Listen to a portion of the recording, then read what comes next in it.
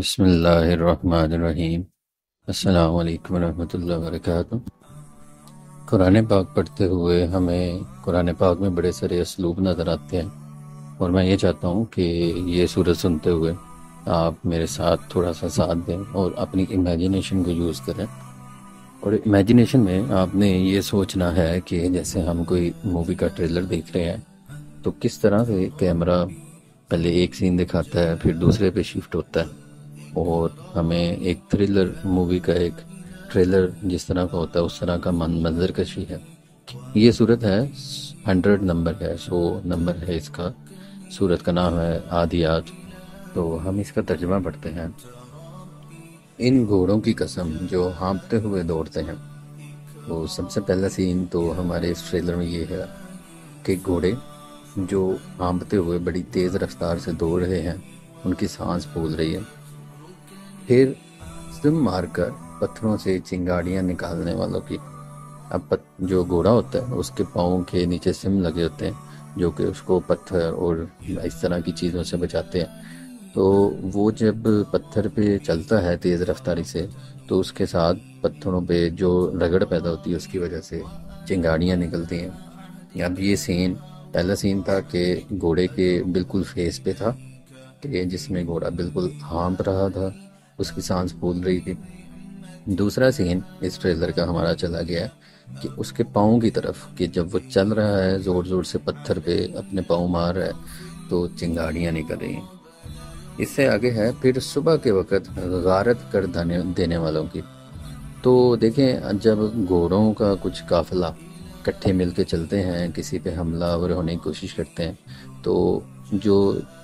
Time, جو وقت انسان چوز کرتا ہے زیادہ تر وہ رات کا ہوتا ہے، تاکہ چپکے سے ہم حملہ کریں اور ہمارا حملہ سکسیسفل رہ سکے۔ لیکن یہاں پہ جو اسلوب یوز کیا ہے وہ یہ ہے کہ صبح کے وقت۔ صبح کے وقت کا سے مطلب یہ ہے کہ گھوڑے اتنے بے باک ہیں کہ اپنی جان دینے کے لیے حملہ کر رہے ہیں دن دہاڑے۔ پھر اس وقت غبار اڑاتے ہیں، تو اس سے مطلب یہ ہے کہ اب کیمرہ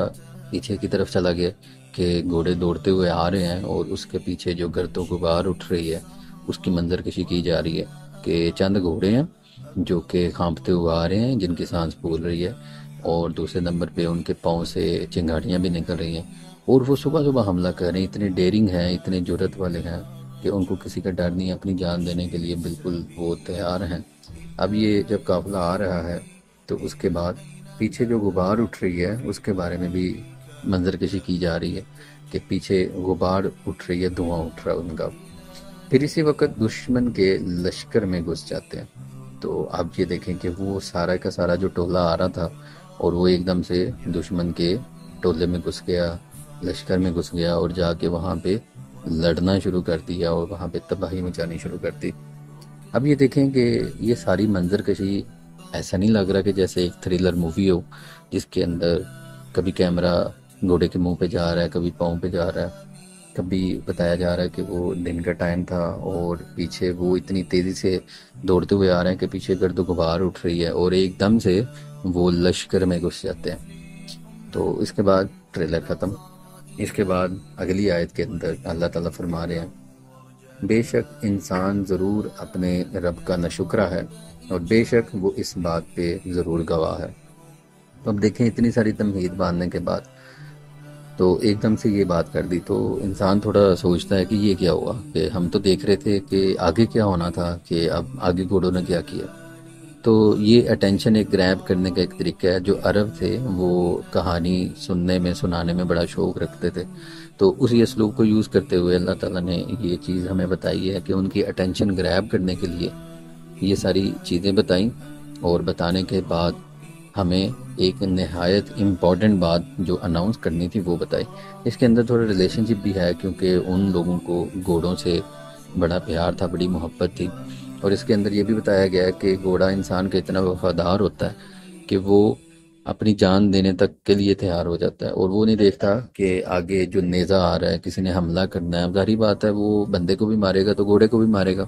تو اپنے حملہ روکنے کے لیے تو، لیکن گھوڑا اس کی پرواہ نہیں کرتا کیونکہ اپنے مالک کا وہ وفادار ہوتا ہے۔ تو انسان کو اس کی وفاداری یاد کروائی جا رہی ہے اگلی آیت میں کہ بے شک انسان اپنے رب کا بہت بڑا ناشکرہ ہے، اس میں وفاداری کا عنصر نہیں ہے۔ اور اس کے اوپر انسان کو خود ہی بتایا کہ تم خود ہی اس پہ گواہ ہو، تم اس بات کو اچھی طرح سے جانتے ہو کہ تم کتنی ناشکری کرتے ہو اللہ تعالیٰ کی، اللہ تعالیٰ نے کیا کیا نعمتیں تمہیں دی ہیں، لیکن ان ساری نعمتوں کو پیچھے کرتے ہوئے انسان کی زبان پہ زیادہ تر ناشکری ہی ہوتی ہے۔ اس سے آگے بتایا جا رہا کہ بے شک وہ مال کی محبت میں ضرور بہت شدید ہے، تو کیا وہ نہیں جانتا کہ جب وہ اٹھائے جائیں گے جو قبروں میں ہیں اور جو سینوں میں ہے وہ کھول دی جائے گی، بے شک ان کا رب اس دن ان کی یقیناً خوب خبر رکھنے والا ہے۔ تو اس کے اندر دوسرا ایک عنصر سے بتایا جا رہا ہے کہ انسان نہ شکرہ اور اللہ تعالیٰ کی نعمتوں کا شکر نہ ادا کرنے کی وجہ سے اس کے اندر کیا بیماریاں جنم لیتی ہیں کہ وہ مال کی محبت میں گرفتار ہو جاتا ہے، اس کو کمانے میں وہ بہت شدید ہے، ہر قسم کے ہیلے بہانے کر لیتا ہے، ہر قسم کے ایکسکیوزز پال لیتا ہے کہ میں یہ کیوں کر رہا ہوں۔ اور اس کو یاد کروایا جا رہا ہے کہ کیا وہ نہیں جانتا کہ جس دن وہ قبر میں سے اٹھایا جائے گا، ایک دن آنا ہے کہ جب ہم نے قبر میں جانا ہے اور پھر اس قبر سے اٹھایا بھی جانا ہے محشر کے دن، اور اس دن کیا ہوگا کہ جو سینوں میں چھپی ہوئی باتیں ہوں گی وہ ظاہر کر دی جائیں گی۔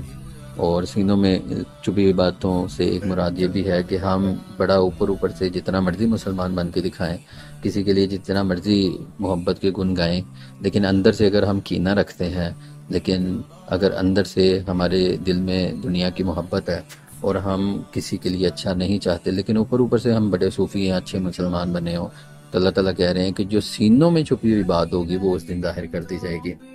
اور اس دن اللہ تعالیٰ سب کو سامنے لے کے آ جائے گا ساری باتیں، کیونکہ وہ خوب خبر رکھنے والا، اس کو بہترین طریقے سے پتہ ہے کہ انسان کے اندر کیا ہے اور باہر کیا ہے، وہ کس چیز کو اپنے سینے میں چھپائے ہوا ہے اور کس چیز کا اظہار کرتا ہے۔ تو اس لیے ہماری جو بھی ہم عمل کر رہے ہیں اس کے بارے میں نیت بھی پرخلوص ہونی چاہیے، اچھی نیت سے ہمیں وہ عمل کرنے چاہیے۔ تو یہ ساری کی ساری صورت اتنی لمبی نہیں ہے، 11 آیتیں ہیں، لیکن آپ دیکھیں گے کتنی خوبصورت طریقے سے اس میں منظر کشی کی گئی ہے۔ پہلے پارٹ کے اندر ایک اٹینشن کو سیکھ کیا گیا ہے، ایک اٹینشن گریب کی گئی ہے پڑھنے والے کی، ایک پورا سسپینس ڈالنے کے بعد ایک انتہائی اہم بات بتائی گئی ہے۔ تو یہ والا اسلوب ہم اپنی کسی کلاس روم میں کسی کو پڑھاتے ہوئے، ٹیچنگ کرتے ہوئے بھی استعمال کر سکتے ہیں کہ کس طرح سے آپ لوگوں کی انٹرسٹنگ باتیں کر کے ان کو دین کا اہم پیغام دے سکتے ہیں۔ عام طور پہ دیکھا جاتا ہے کہ ہم جب شروع کرتے ہیں بات تو اس کے اندر اللہ رسول کی بات کر کے فوراً عذاب پہ اور اس طرح کے ڈرانے والی چیزوں پہ چلے جاتے ہیں کہ اللہ تعالیٰ آپ کے ساتھ یہ کرے گا، حلال ہے، حرام ہے، اس طرح کی چیزوں میں، تو انسان فوراً سے ڈر جاتا ہے یا بہک جاتا ہے یا پھر بور ہو جاتا ہے، وہ کہتا ہے یار ہاں ہمیں پتہ ہے، ہم نے پہلے بھی سنی ہے کہ یہ باتیں ایسی ہوتی ہیں۔ تو آپ ایک چیز کا اسلوب اجاگر کرنے کے لیے پہلے پوری گراؤنڈ بناتے ہیں، اس کو پورا پورٹرے کرتے ہیں تاکہ انسان اس چیز میں مگن ہو جائے، اور اس کے بعد جب وہ اس کی پوری اٹینشن پوری دنیا کے خیالوں سے جب وہ دور ہو جائے تو آپ اس کو اہم پیغام اپنا پہنچاتے ہیں۔ تو اس میں بہت سارے ہمارے لیے درس ہیں۔ تو جو باتیں ابھی ہم نے دیکھی کہ ہم نے انسان ہونے کے ناطے اللہ تعالیٰ کی ناشکری نہیں کرنی، اور مال کی محبت ہمیں بتائی گئی ہے کہ وہ ہمارے لیے صحیح نہیں ہے، اس کے بارے میں ہم نے پہلے بھی سورت دیکھی تھی، سورہ التکاثر، اس کی اندر بھی ہم نے مال کے بارے میں پڑھی کہ کس طرح سے قباحتیں پیدا ہوتی ہیں، وہ بھی میں یہاں پہ مینشن کر دوں گا ڈسکرپشن میں، آپ ضرور دیکھیے گا۔ تو ان چیزوں سے ہم نے بچنا ہے اور اللہ تعالیٰ کا شکر ادا کرتے رہنا ہے اور آخرت کی تیاری کرنی ہے۔ تو اللہ تعالیٰ سے دعا ہے کہ قرآن پاک کا اسلوب سمجھنے کی، وہ جس طریقے سے ہمیں چیزیں بتا رہا ہے اس کو سمجھنے کی، اور وہ جس طریقے سے ہمیں تعلیم کے طریقے بتا رہا ہے کہ اس طرح سے مؤثر طریقے سے اپنی بات کو آگے پہنچایا جا سکتا ہے، اس کو اپنی زندگیوں میں اپنانے کی ہمیں توفیق عطا فرمائے۔ آمین۔ السلام علیکم ورحمۃ اللہ وبرکاتہ۔